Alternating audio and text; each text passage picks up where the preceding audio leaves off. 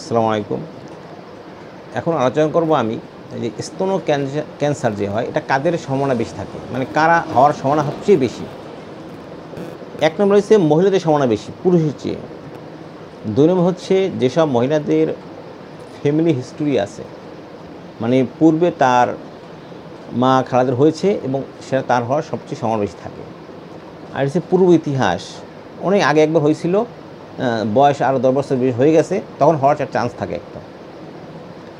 আবার যে সকল মহিলাদের মাসিক খুব দ্রুত হয়, মানে খুব কম বয়সে হয়, যাদের মাসিক হওয়া দরকার 12 বছর পরে, তার 10 বছর পরে মাসিক হয়ে গেছে, এদের কিন্তু একটা স্তন ক্যান্সার চান্স থাকে। আরেকটা হচ্ছে খুব প্রথম বাচ্চা খুব দেরিতে নেওয়া, মানে 20 বছর পরেই তো বাচ্চা নেওয়ার কথা, সেটা সে 35-45 সময় নিয়েছে। এই দেরিতে যাদের বাচ্চা নেয় তাদের কিন্তু স্তন ক্যান্সার হওয়ার সম্ভাবনা থাকে বেশি। আর হচ্ছে মেনোপজ খুব দেরিতে হওয়া। মেনোপজ বলতে আমরা কী বুঝি, যেটা মাসিক যে আমাদের হয় সেটা অটোমেটিক যে বন্ধ হয়, এটা বয়সের কারণে, সেটা দেখা যাচ্ছে 40, 45, 50 হয়, সেটা অনেক দেরিতে হচ্ছে, তাদের কিন্তু স্তন ক্যান্সার হওয়ার সম্ভাবনা থাকে। আরেকটা হয়েছে এই যে মেনোপজের চিকিৎসা যারা হরমোন দিয়ে করেন তাদের কিন্তু একটা স্তন ক্যান্সার হওয়ার সম্ভাবনা থাকে।